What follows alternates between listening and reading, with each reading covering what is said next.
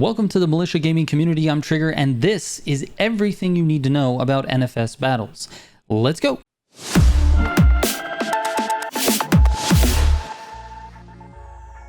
Real quick before I get into the video, I just want to let you know I stream every Monday, Wednesday, and Friday on kick.com. It's kick.com/triggermgc, and you can come in, chat with me in the stream, ask me questions, and even just jump into my lobby and race together. I'm streaming again Monday, Wednesday, Friday, 9 p.m. Central Time on kick.com. All right, let's get into it. So let's talk about what NFS Battles is. NFS Battles is not affiliated with EA, Criterion, or Need for Speed. It is a community-run, in fact, a Militia gaming community-run website that offers players the ability to challenge other racers and teams to a 1v1, 2v2, or 4v4 battle on Need for Speed Unbound and Need for Speed Heat.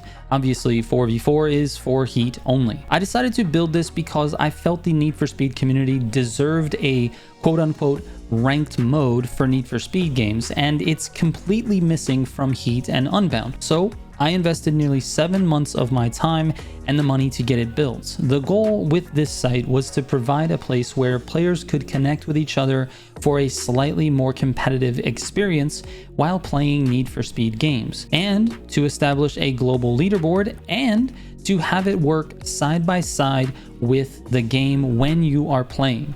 My vision was to have players have NFS Battles open on their phone or on their computer on a second monitor while they play Need for Speed Heat or Need for Speed Unbound and continuously battle other players.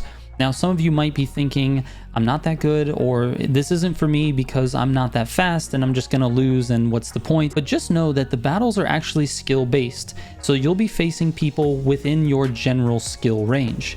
So this is the way it works. Challenges or battles between players and teams are initiated on the NFS Battles website, and then those battles are carried out in-game. Then the results of those challenges, meaning whoever wins and loses, must be reported to NFS Battles by both parties, and then the global leaderboards are updated automatically. So our leaderboard system is based on your battle's reputation, which is earned through completing your placement race and winning 1v1s, 2v2s, or 4v4s. You will need to complete your placement race before being ranked on the leaderboard. That placement will be your starting point for the season and will match you with other players near your skill level.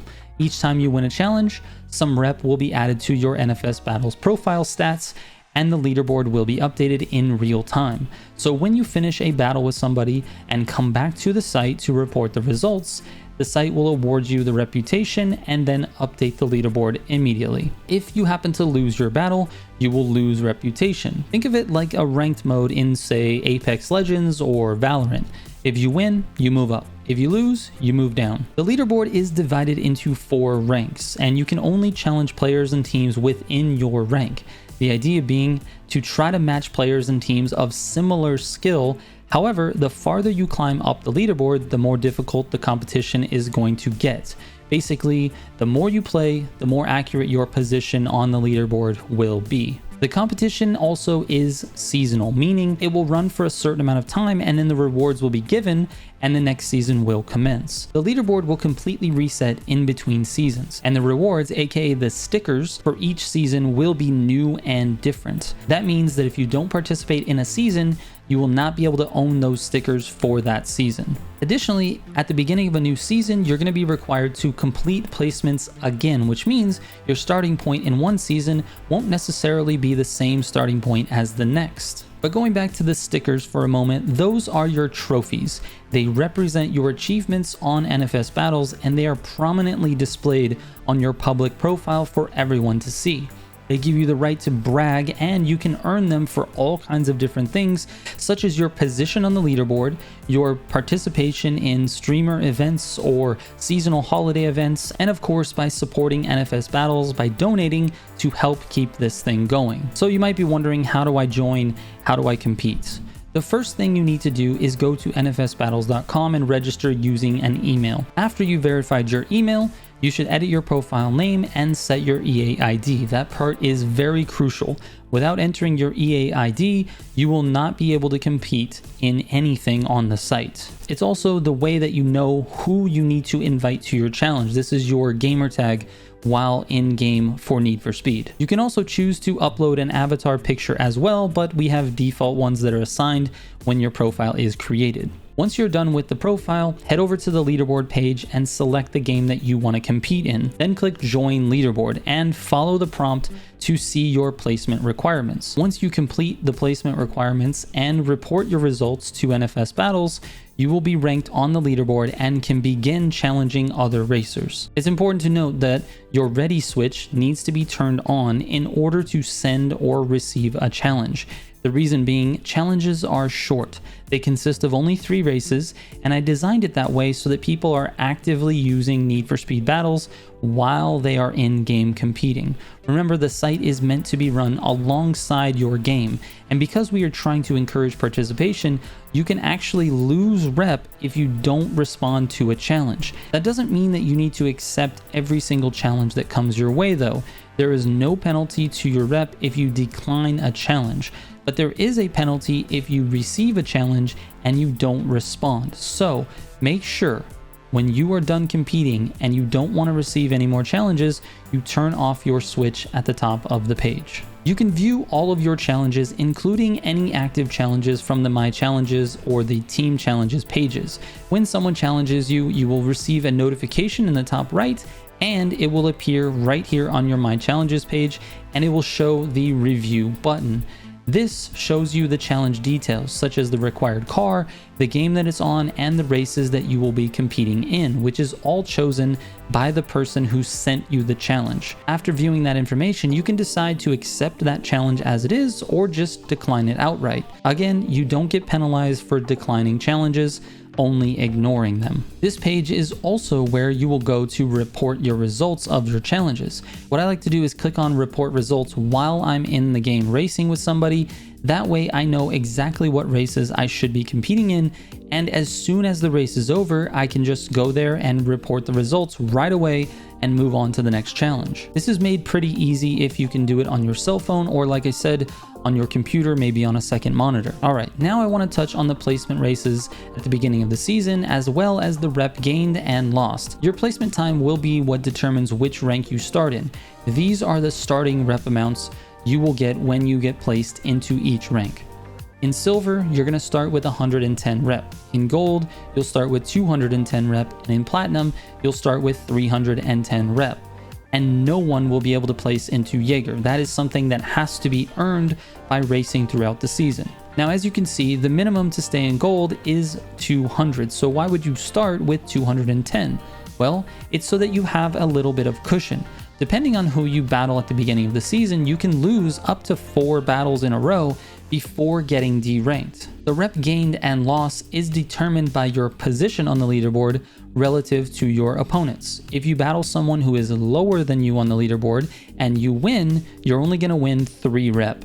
If you challenge someone who is higher on the leaderboard than you and you win, you're actually going to get 5 rep, because in theory, that player is a little bit more difficult to beat. The same is true for when you lose. However, you will be losing rep, not gaining it. For example, if you challenge someone lower on the leaderboard and you lose, you're actually going to be losing 5 rep. If you challenge someone higher on the leaderboard and you lose, you're only going to be losing 3 rep. Now, if you don't respond to a challenge, like I said, you're going to lose 5 rep. And if you accept the challenge and then don't report the results for it, but the other player does, you will lose 10 rep and it will be considered a forfeit. So that's the last thing you want to do, because it's the most damaging to your position and your rep. So make sure you're reporting your results and make sure you're responding to all of your challenges that are coming through. Keep in mind, if you don't want to receive any challenges anymore at the time, you just flip your ready to race switch to offline. And lastly, let's go over the teams feature. This is honestly one of the most exciting parts of the competition for me personally, because I'm a pretty competitive person and I really enjoy watching team sports like basketball. You are free to create your own team, or you can join an existing team. Let's start with creating your own team. Go to create/join a team from the main menu, then click create a team. Type in your team name and voila, you have a team. There are certain things that we strongly recommend you do when you make your team. The first thing, you can change your team's avatar by uploading an image. This makes it easy for you to pick out your team on the leaderboard, but please keep it appropriate so you don't get reported. The next thing you should do is send your invite code to anyone that you want to join your team. Just keep in mind that the invite code for your team cannot change. However, as the team owner, you have the ability to remove and ban players from your team. You also have the ability to promote players to team managers. Team managers have the ability to send and accept challenges on behalf of your team, so make sure you choose your managers wisely. Lastly, as the owner, you can transfer the ownership of the team to one of your members if you plan on stepping back or possibly leaving the team. If you'd like to see a public profile of your team, you can click the 3-dot icon next to your team's name and click View Public Profile. You can also leave the team and delete the team from this menu. At the bottom of the team page, you will see team stats, much like the stats on your individual profile. Alright, to join an existing team, you will need that team's invite code. You can search for players and teams by going to Find Players and Teams from the main menu.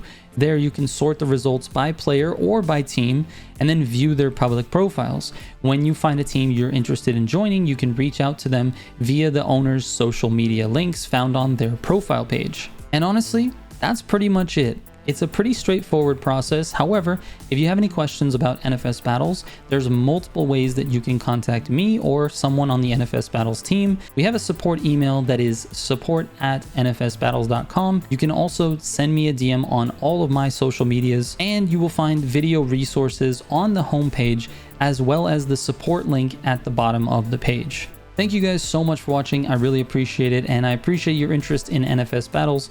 I hope to see you out there, and I hope to battle you at some point in time. Thank you guys. Trigger out.